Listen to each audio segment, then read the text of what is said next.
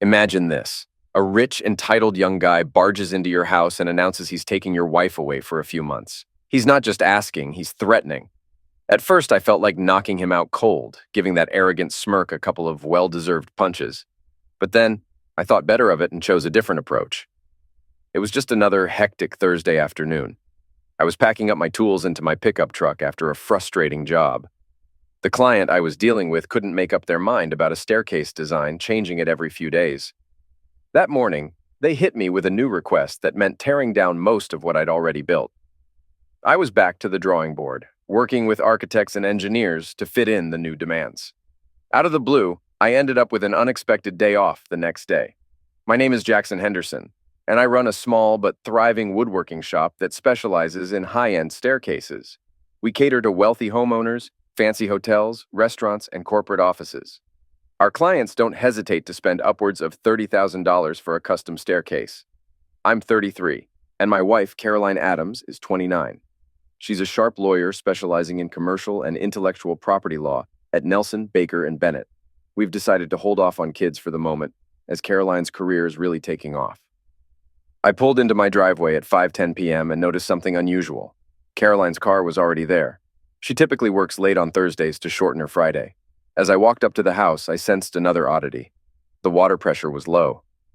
Caroline usually showers in the morning or right before bed, so why the shower now? I changed into more comfortable clothes and headed upstairs to see why Caroline was home so early. Sure enough, she had just stepped out of the shower. She was slipping into black fishnet stockings, and a sleek new black dress was laid out on the bed, ready to be worn. "Hey, honey, why are you home so early? Am I forgetting something? Do we have plans tonight?" I barraged her with questions, a mix of confusion and sudden concern weaving through my tone. She returned my gaze with a look unfamiliar and unsettling, a tremor of nervousness flickering just beneath the surface. Exhaling a heavy sigh, she steadied herself before speaking. "No, Jackson, you haven't forgotten anything. I'm going out tonight, and you're not. I'll be away until Sunday afternoon, spending the weekend with someone else." My voice caught in my throat, words failing me momentarily. "What are you talking about? Is this some sort of business trip?" I clung to any logical explanation, desperate to understand. "No, Jackson, this isn't about business. Noah has a hotel suite waiting. I'll be back next week, but this weekend I'm with him," Caroline declared, her voice eerily calm, as though each word were meticulously chosen. "You can't be serious. I'm not okay with my wife spending her weekend with another man. What kind of game is this?" Anger began to simmer within me, mingled with a deep sense of betrayal. "You might as well get used to it, Jackson, because that's what Noah wants. And I'd think twice before crossing him," she replied, her laugh sharp and cold, slicing through the tense air between us. "So, you're in on this? You expect me to just nod, bottle up my feelings, and let you walk out the door? Then you'll just come back and play the dutiful wife?" I retorted, the sarcasm in my voice thick and biting. "I didn't say it's just this weekend. Noah wants this now and then. So yes, you'll go along with it and keep quiet. Believe me, it's easier that way," she asserted bluntly, her words leaving no space for argument or protest. "We'll see about that. I'm not just going to stand by while that jerk runs our lives. If you think you can treat me like a chess piece and I won't fight back, you're mistaken," I warned, my tone firm and challenging. As Caroline continued preparing for her evening, I felt a hollow pit forming in my stomach. I trudged downstairs, pulled a beer from the fridge, and saw a sleek Mercedes roll up. Noah stepped out, his confidence bordering on arrogance, as he approached our front door and rang the bell. "Jackson, that's Noah. Can you get the door?" Caroline's voice floated down from upstairs, calm yet commanding. I punched the code into the back door's alarm panel, making sure it was armed, then got my cell phone ready to record video. I tucked it into my t-shirt pocket, angled just right to capture everything.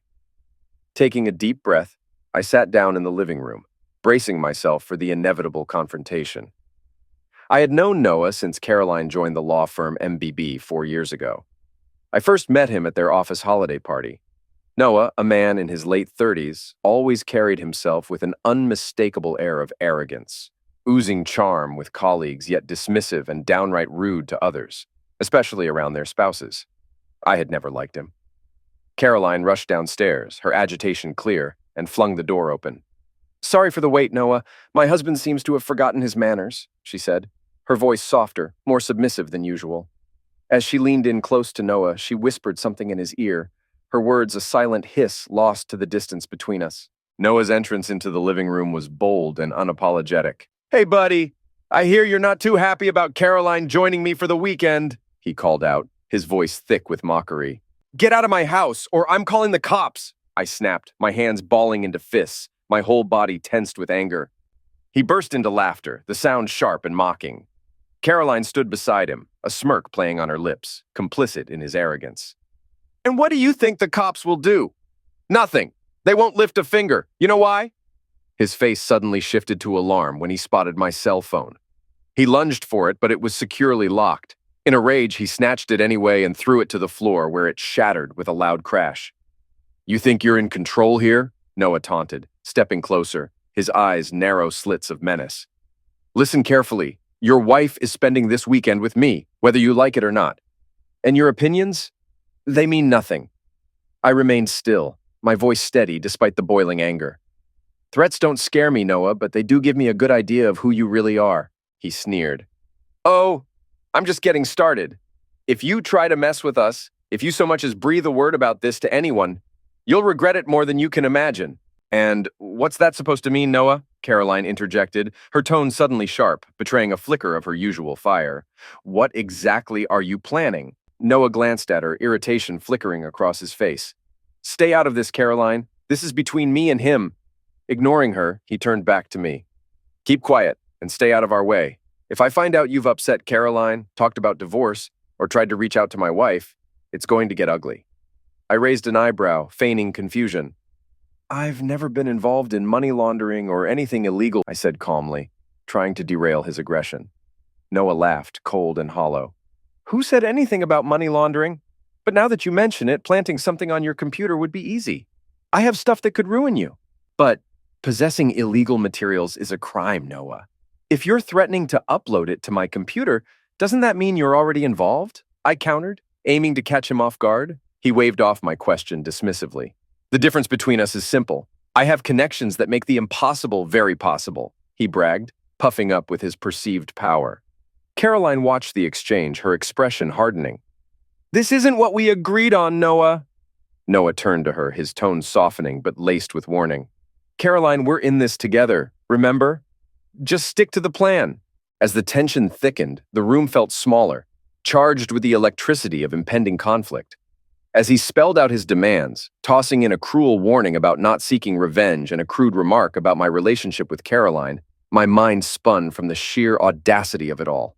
I was flooded with a mix of rage and disbelief. Yet, amid the chaos, I found a silent sense of gratitude for the extensive security measures I had put in place after a past break-in. Our entire house was equipped with surveillance cameras and an alarm system, details unknown to Caroline. Everything happening now, including this tense confrontation, was being captured on video. And the phone he smashed? It was just a decoy.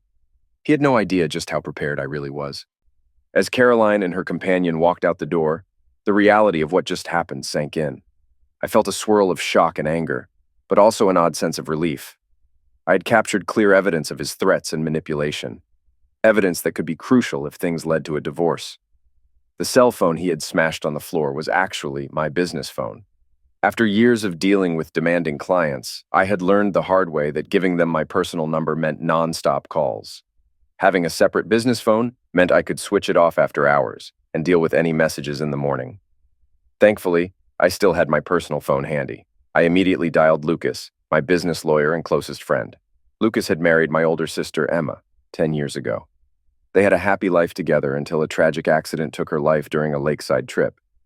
Despite the immense loss, Lucas stayed deeply connected to our family, earning our enduring love and respect. After Emma's death, he eventually found happiness again with Charlotte, and they married. They were at my wedding with Caroline, and to this day, Lucas and Charlotte are as close as family to me. Now, facing a serious threat, I urgently needed Lucas's advice. I told him about the menacing threats from a man named Noah and the disturbing scenario unfolding with Caroline. Lucas's response was immediate and reassuring. He advised me to stay put, avoid contact with others, and turn off all communication devices. He and Charlotte would be over within the hour, with dinner. Just hearing his steady, supportive voice gave me a sense of security in the midst of the turmoil. After I shared the troubling threats from someone named Nelson and recounted the unsettling events during my wife's secretive getaway, Lucas was quick to offer his support. He urged me to stay inside, avoid contacting anyone else, and shut down all my devices. He assured me he and Charlotte would arrive within the hour, bringing dinner along. His words brought me a deep sense of security when I needed it most. As I sat there, the reality of the past hour sank in. Caroline had been swept away by Nelson's commanding presence and charm. I had never imagined she would turn away from our love for him. It was a painful realization that our relationship wasn't as solid as I had thought. Caroline and I met 5 years ago at a mutual friend's birthday party. She was the sister of the birthday boy, an army officer deployed in Afghanistan. Despite not knowing many people there, we clicked immediately. Our spark quickly turned into a whirlwind romance, leading to marriage just a year later. During our time together, I continued to work for Mr. Miller at his small but well-known woodworking shop. Jacob Miller was a master craftsman but struggled with the business side of things. While still in college, he had brought me on board as a part-time accountant to manage his books. Just a few months into my job, Mr. Miller landed 3 huge contracts. He was stretched thin, and these projects demanded more of him than he could give. His clients were adamant he handled them personally, so he asked me to step in and help out on the field. At first, my role was simple: run errands, get supplies, and help with the heavy lifting. But it wasn't long before my knack for the work started to show. As I got the hang of things, I began handling simpler tasks on my own and became a go-to for the trickier projects. While I was still pursuing my accounting degree, my love for hands-on work drew me to an apprenticeship. A few years later, I was certified and became Mr. Miller's right-hand man. When he retired, my parents helped me financially, allowing me to buy out Mr. Miller's share over 2 years. The lawyers at NBD dismissed me as just another uneducated shop worker, but I didn't let that bother me. My business was thriving, taking on fewer projects but more profitable ones. Recently, I'd even hired 2 assistants, and my income and business value were now exceeding those of many of my wife's lawyer colleagues. Caroline, however, was still in the dark about these achievements. My reflections were cut short when Charlotte and Lucas showed up with Chinese takeout and some beers. "Are you okay, Jackson?" Charlotte asked, wrapping me in a comforting hug. Lucas followed with his own supportive embrace. "I can't believe Caroline would do this. It's so out of character for her," he added, sounding as shocked as I felt. "We should," I agreed. "Don't worry, buddy, we'll figure this out. Let's eat, and then I'll check out your recording." I filled him in on how unwelcome Caroline and her guest had made me feel. After we finished dinner, I pulled out my laptop and opened the files that captured both video and audio from the house. Thankfully, the quality was crystal clear. "I can't believe what I just heard," Lucas said, shaking his head. "That guy's pretty full of himself, isn't he?" I remarked casually. Lucas scoffed. "He's not just arrogant, he's downright foolish. What is he? 39, maybe 42? That means he's been practicing law for about 15 years. He's so wrapped up in himself, he didn't think twice. Your move to make him think he wasn't being recorded after he smashed your phone was brilliant. He fell for it, hook, line, and sinker. Spilled everything we needed." "But can I actually use this? It was recorded without his knowing," I asked, a bit worried about the legality. "Absolutely, Jackson. This is your house. You're allowed to record anything here," Lucas confirmed with confidence. "So, I'm covered?" I wanted to be absolutely sure. "You've got nothing to worry about," he reassured me, his voice steady and reassuring. "Nope, that's not what I'm saying. We need to be extremely careful," Lucas warned, his face set in a serious expression. "I did some digging on the drive over here." He gestured to Hunter, who had driven and handled picking up the takeout. "Turns out our guy Nelson is the son of the founder of their law firm." I nodded, aware of this bit. But what you might not know is that his father, Colin Nelson, had quite the reputation. He wasn't much of a lawyer, but he was buddies with most of the local judges from his college days. It was easy for him to sway cases in his favor. Sadly, his son Noah is walking the same path. "That's what makes him dangerous," Lucas continued, his concern palpable. "He's got a network of friendly judges. So if he decides to sue, we'd likely lose no matter how wrong he is?" I asked, the reality beginning to dawn on me. "Not necessarily. It'll be tough, sure, but not impossible. I've got some connections too, Jackson. What we need is solid evidence to build a strong case against him," Lucas reassured me, his confidence giving me a lift. "But you just said the judges tend to side with him," I pointed out, seeking clarification. "Unless we bring this to criminal court," Lucas said, a determined look crossing his face. "That's where Bill Am will be useful." We were interrupted by a knock on the front door. I turned to see a petite brunette waiting on the porch, breaking our intense planning session. "Hello, Mr. Henderson," she greeted me with a polite nod. "Hi, Grace. Come on in." Lucas beckoned her inside. "Jackson, this is Grace Moore. She's a computer expert from the private investigative firm we work with." I reached out to her after our chat. He introduced her to me, giving a brief background. That evening, we filled Grace in on the whole mess, particularly the part where Nelson threatened to plant incriminating material on my computer. Grace listened intently, then laid out her plan. "Okay, we've got a couple of scenarios to prepare for," she began, pulling out a small gray box from her bag. "First, they might try to access your computer physically, likely during the day, possibly with help from your wife. They'd mess with the date settings and upload whatever they have, pretending it was before Nelson's threat. Your camera system needs to catch all that, so make sure it's recording when you head out tomorrow. Secondly, they could go for remote access. I'm going to set up this device. It'll hook up to your modem. It'll log any attempts to connect to your router and track what they try to upload or download," Grace continued, her confidence reassuring. "Before I install this, I'd recommend moving any personal and sensitive data from your computer to a flash drive. Then, wipe your computer clean. It's crucial no traces are left for them to exploit." Grace's expertise was clear, and her plan was thorough.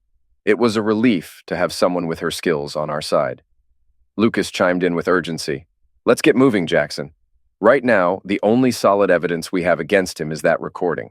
If you go to court with just that, they might throw your case out fast. People don't always take blackmail seriously. Plus, the judges who are cozy with him might just let him off the hook." He leaned forward, his voice lowering.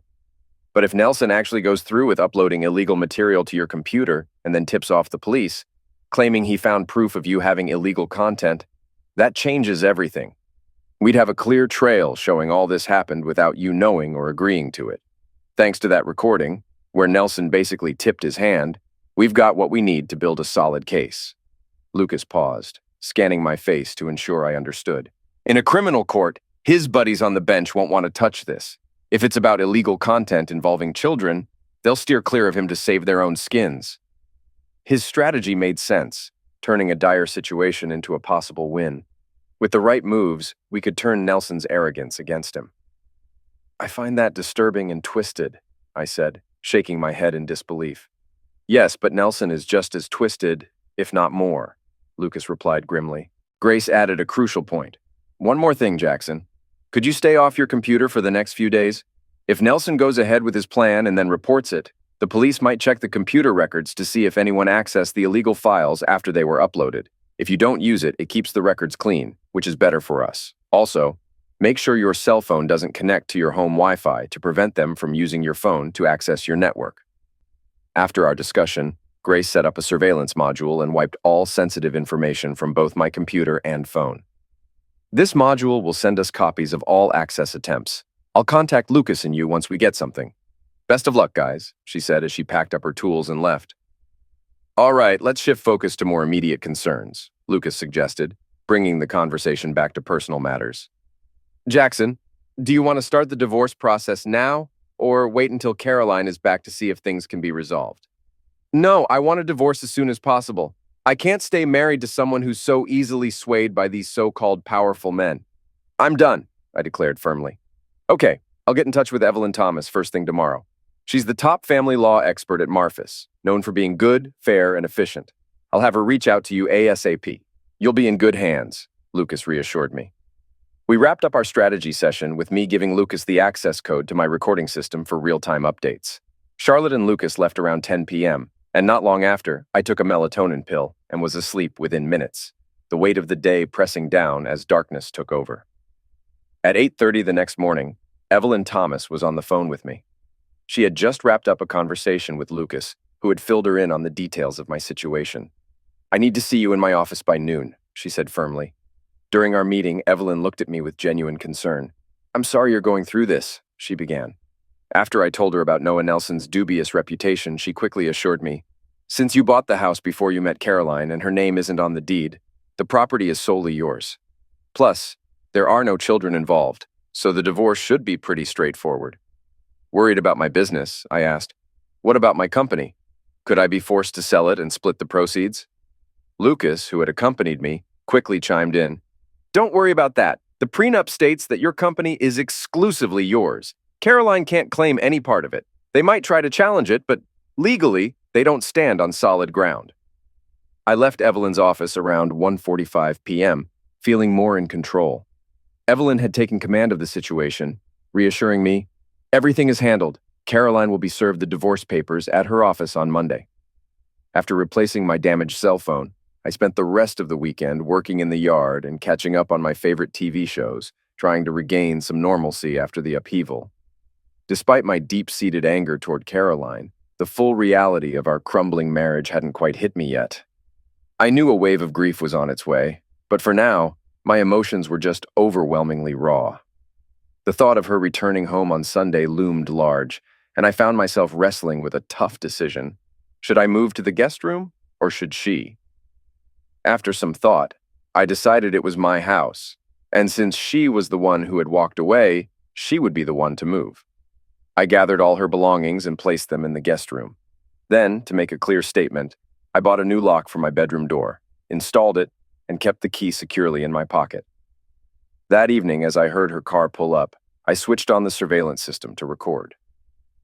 From my window, I saw Caroline share a long French kiss with her boss before he drove off. Stepping inside, she found me in the living room, absorbed in a book. I didn't look up or acknowledge her presence, choosing instead to remain focused on my reading, silently asserting the distance between us. "How was your weekend?" Caroline asked, her voice tinged with anxiety she couldn't quite mask. I noticed her composure slipping, but I chose not to look up from my book. "Fine, keep sulking then. Noah was right about you. You really don't get it, do you?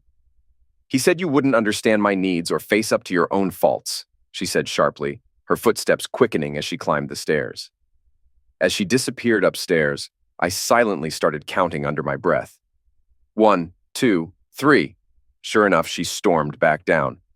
"Jackson Henderson, what is this? Why is there a lock on our bedroom door?" she demanded. "Correction, it's my bedroom," I replied without raising my voice. "Your things are in the guest room. You'll stay there until you find somewhere else to live." "What the hell? Just wait until I tell Noah about this. This wasn't part of our plan." "Plan? What plan? I never agreed to any of your schemes. You can stay in the guest room, or you can leave. Maybe your buddy can make room for you in his world," I shot back, finally looking up from my book with a steady gaze. Caroline stormed off without a word and slammed the guest room door shut behind her. Frustrated, I followed and shouted through the door, "And just what was I supposed to get out of all this, huh?" Silence was the only answer I got. 20 minutes later, as I cooled down downstairs, my phone buzzed with texts from an unknown number. I read, baffled, "What's this I hear, wussy? You won't let Caroline into her own room. I thought I made myself clear. Even someone like you should get it. For tonight, I'll let your little tantrum slide. Tomorrow, you better make Caroline's favorite dinner and say sorry for your antics. If you behave for the rest of the week, maybe I'll let her be close to you next weekend. Step out of line and you'll see I'm not just all talk. Do as you're told. No questions, got it?" His words boiled my blood, but I knew I had to play it smart. This was exactly the kind of evidence that could help me in court. I screenshot the messages, my mind racing with the next steps. I wasn't about to let this bully dictate my life. I stared at the text messages, dumbfounded. This person was not just overbearing, but delusionally foolish. I decided against replying, instead taking a screenshot of the conversation and sending it straight to Lucas. He texted back within minutes, his response a single word, "Incredible." He followed up with, "This guy thinks he's top dog, but he's just a top-tier fool. Keep the texts and don't engage." True to Lucas's advice, I ignored the subsequent messages from Nelson, which only sought to acknowledge that I had seen his demands. He eventually gave up and stopped texting. That night, Caroline and I didn't cross paths. I secured my bedroom door and left the recording system running just in case. Before turning in, I sent a quick message to one of my assistants, letting him know I'd be in late the next morning. After Caroline had left the house early the next day, I finally got up. I made myself breakfast and began downloading the overnight recordings from my system. The footage showed Caroline didn't leave the guest room until morning. She used the guest bathroom, showered, and left the house without eating anything. Interestingly, she hadn't tampered with my computer as I had half expected she might. A message from Evelyn Thomas lit up my phone. "Hi, Jackson, just to confirm, the divorce papers will be served at 10 o'clock this morning. I've also informed Lucas. Try to have as good a day as possible, all things considered, before you head to the shop. Before leaving for work, I double-checked my home security system. It was still recording, and I set it to alert my phone if anything happened. I had a noon meeting with the architect to finalize some changes for a client, so I busied myself with small tasks to pass the time until then. I half expected a call from Caroline after she was served the divorce papers, but when 11:40 rolled around and my phone remained silent, I messaged Lucas to express my surprise at her silence. This means she's probably already talked to Nelson about the papers. They could be plotting their next move. I'll touch base with Grace. Stay tuned, he texted back.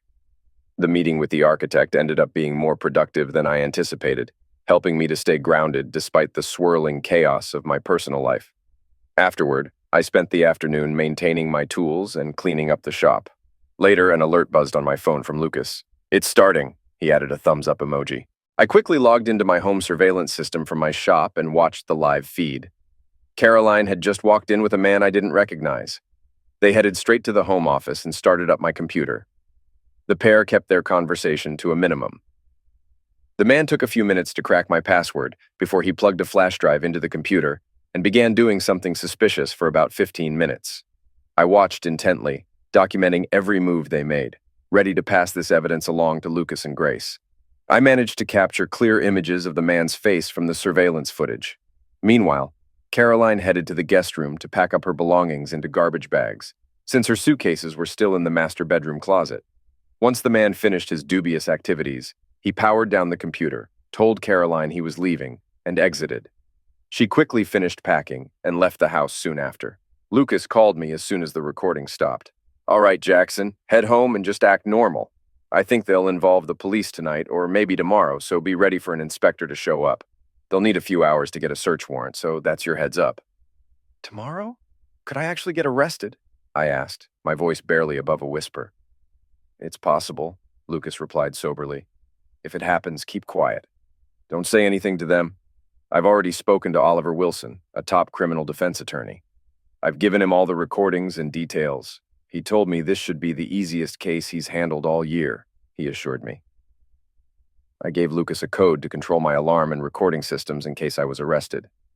After wrapping up our discussion, I felt a knot of anxiety as I drove back home. The rest of the evening was eerily quiet. No police, no calls from Caroline, and no threatening messages from Nelson.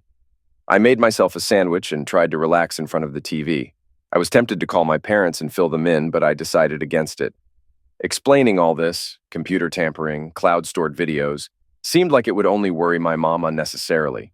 Better to wait until everything was resolved. The next day, while I was at my store, my phone buzzed with an alert. There was an intruder at my house. Following protocol, I texted Lucas immediately and logged into my security system.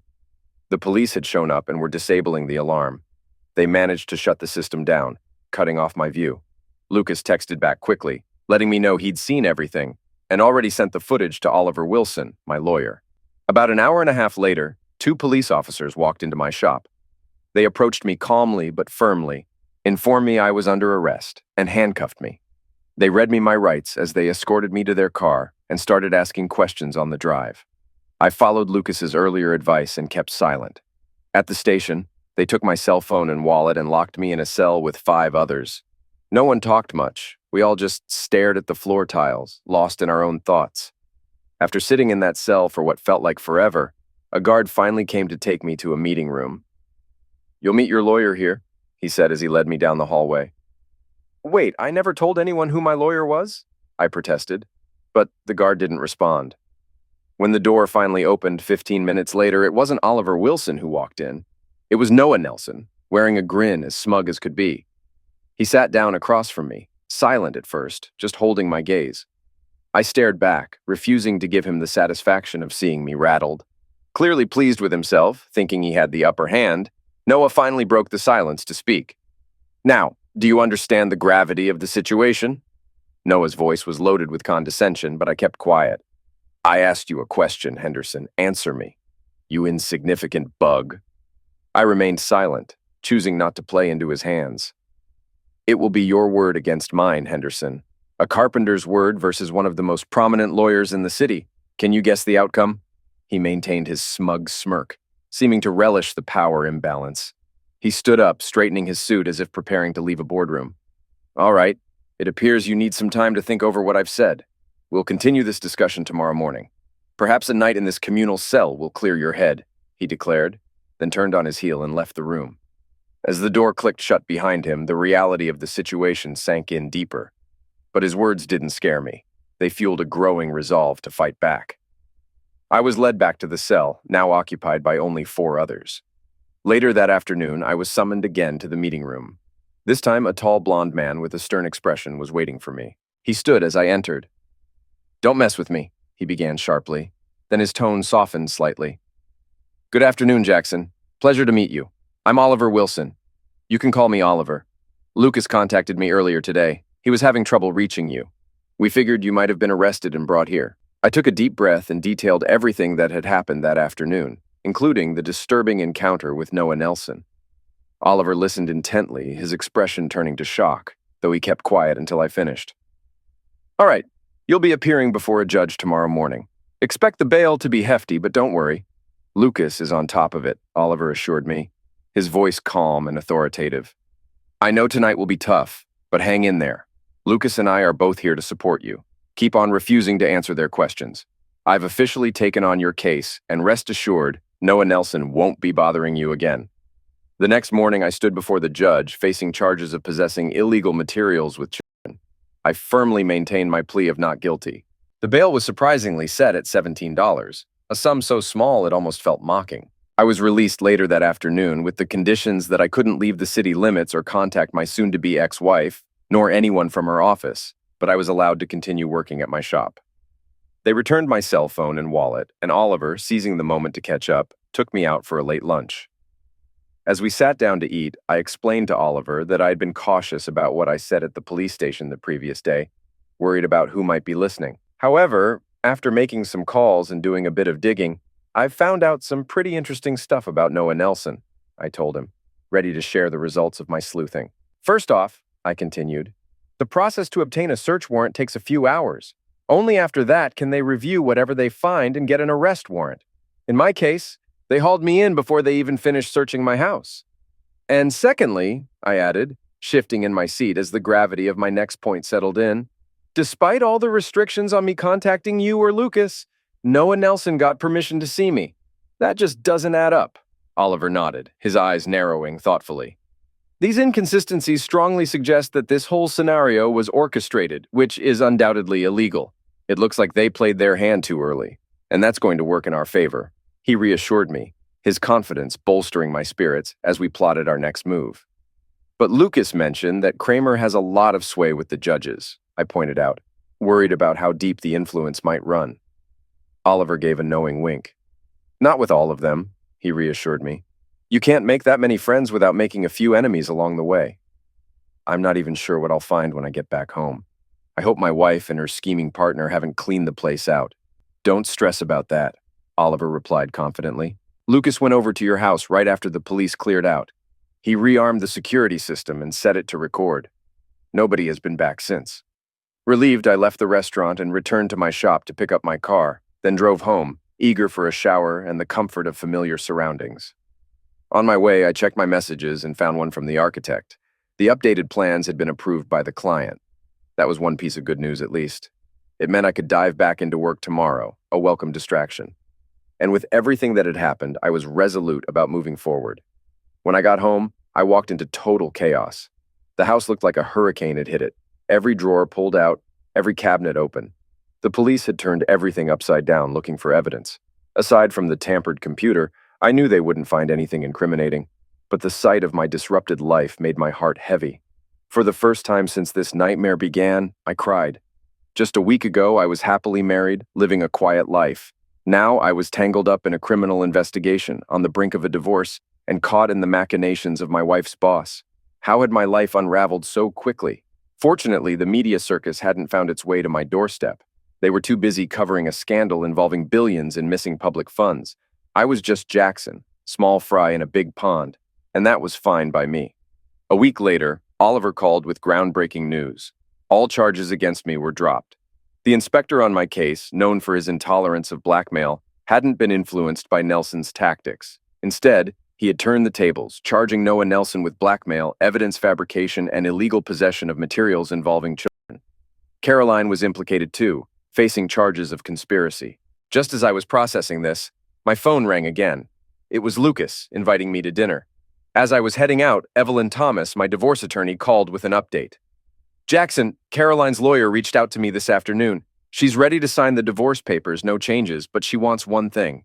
A 1.5-hour private meeting with you, preferably at a place called Malefice. The thought of seeing Caroline was the last thing I wanted. But if meeting with her could speed up the divorce, maybe it was worth the discomfort. I told Evelyn to set it up. I'd meet with Caroline. Spending the evening with Lucas and Charlotte was like a breath of fresh air, my first real break in weeks. Charlotte cooked up some delicious coconut shrimp and rice, and for a few hours I managed to forget my troubles. When I got home, I found out the meeting with Caroline was set for the following Wednesday. Even though I was the victim in her and Nelson's scheme, the idea of facing her again filled me with unease. The day of the meeting, I walked into Evelyn's office, feeling a mix of dread and determination. Evelyn met me at the door with a serious look. Jackson, I'm not sure what she's planning, but be careful. She's facing serious charges herself. Don't give her anything that could be twisted and used against you in court. Remember, we can't check her for recording devices, so assume she might be recording this conversation. Okay, thanks for the heads up, I responded, bracing myself for whatever Caroline had planned. I walked into a small private meeting room where Caroline was already seated. I braced myself, expecting to face the same cold and calculating Caroline I had encountered in recent weeks. Instead, I found her looking fragile, almost broken. Despite a fleeting urge to feel compassion, the memory of her intimate farewell with Nelson before their secret getaway kept any warmth from taking root. Thank you for agreeing to meet, I started, my tone more formal than I intended. What could you possibly have to say to me, Caroline, after everything? Tears started streaming down her face. Jackson, I'm so ashamed of how I've treated you. You were always a wonderful husband, and you didn't deserve any of this. I got caught up in Noah's web, and I didn't see it until it was too late. Hearing that the charges against you were dropped, and that Noah and I might be prosecuted, shocked me back to reality. I can't even look at myself anymore. For the next 45 minutes, she poured out her thoughts, analyzing her actions and their impact without prompting me for any information or asking any questions. It was as if she needed to vocalize her regret and confusion, to make sense of her own dissent. Caroline's voice was steady, resigned. I understand. It's over between us, Jackson. If I were in your shoes, I'd want a divorce too. I don't blame you for wanting to end things. I've resigned from my job, and I told Noah Nelson that I never want to speak to him again. I've gone back to live with my parents, and I've told them everything. They're furious. Let's just say it's not exactly a warm, welcoming home right now. I just looked at her. There were no clever words to offer. She had woven her own tangled web, and now she was stuck in it. The months ahead, maybe even years, are going to be tough for me, she continued. I don't even know what to expect from life anymore. She paused, her eyes searching mine. My only hope is that, maybe after all this settles down, we might find a way to be friends. That's a distant prospect, Caroline. Very distant. We'll see when we get there. Best of luck. I stood up, my voice firm, and left the room. Despite everything, a part of me still cared for her, but I knew reconciliation was impossible. Initially, I had felt a harsh desire for revenge, but life had already delivered her a heavy dose of reality. She was learning her lesson the hard way, and that was punishment enough. Caroline managed to strike a plea bargain by fully cooperating with the authorities against Noah Nelson, after which she moved to another city. I lost touch with her after that. When the accusations against Nelson hit the headlines, other victims stepped forward with similar claims of blackmail, bolstering the case against him. Nelson ended up with an 11-year prison sentence. Since the police had all my interactions with him on tape, they didn't need me to testify. With Nelson's conviction secured, I launched a civil lawsuit against him and his crumbling law firm. The case settled for $1.5 million, a good chunk of which I gladly handed over to Lucas for his unwavering support throughout the ordeal. My business has been thriving since, and I'm currently in the process of acquiring a specialized door manufacturing company, adding 6 more members to what feels like my second family. Feeling settled, Lucas and Charlotte hosted a barbecue to celebrate my final divorce decree. It was there I met Charlotte's younger sister, Olivia. We clicked immediately and have been seeing each other for a few weeks now, just exploring where life might lead us. A while after the settlement, I decided to visit Nelson in prison, a decision driven more by curiosity than anything else. I asked the guard to make sure he stayed for the whole conversation. Nelson swaggered into the visiting room, smirking confidently. "What do you want, wussy?" he taunted right off the bat. As Nelson tried to storm out of the room, the guard blocked his way, ignoring his insults and forcing him to stay and listen. I leaned back casually, eyeing him with a smirk. "Oh, interesting. Heard your wife, Ava, filed for divorce? Maybe I should take her out for dinner, give her a night to remember." Nelson's face twisted with rage. "You bastard! If you dare—" I cut him off, grinning wider. "Save your breath. I've already seen her. That dove-shaped tattoo on the top of her right thigh? Really cute, isn't it?" He turned beet red, his fists clenching. He looked like he might explode with threats. But he caught himself, perhaps realizing it would do him no good. "Look, I didn't come here to talk about Ava," I continued, my tone shifting slightly. "I came to remind you of something. You really are a fool who needs reminders of his own foolishness. Threatening a man in his own house, laying out consequences if he doesn't bow to your ludicrous demands? Not too bright. Even a simpleton would see through that." I burst into laughter, watching as he simmered in his helplessness and fury. "Remember how you said possessing certain materials was illegal for a simple guy like me, but perfectly fine for a big shot like you? Really, your sense of power amazes me. Overwhelming, really. And that jumpsuit, it suits you perfectly." Nelson stood there, fuming and powerless, as the reality of his new life in prison clothes sunk in deeper with each word. Nelson was visibly seething, his face a mask of rage so intense it looked like he might snap. Just before I turned to leave, I pulled a folded piece of paper from my pocket and slid it across the table towards him. "I have something that both Ava and Caroline thought you should see. Might be enlightening," I said, my voice calm and measured. He snatched up the paper, unfolding it with trembling hands, and stared at it for a few tense seconds. His confusion morphed into frustration. "What the hell is this?" he demanded, looking up at me with fiery eyes. I couldn't help but laugh, the sound echoing slightly in the stark room. "This," I said, pointing to the drawing, "is a basic diagram of female V." I tapped a specific area on the paper. "They wanted you to finally understand where the arousal point is." The look of bafflement and humiliation mixed on his face was almost too perfect. As he absorbed the information, his anger seemed to boil over, yet he was left speechless, caught in the absurdity of the lesson. I stood up, still chuckling. "Thought you might appreciate a little education, Nelson. Take care," I said, leaving him with his outrage and the diagram, a stark reminder of his failures.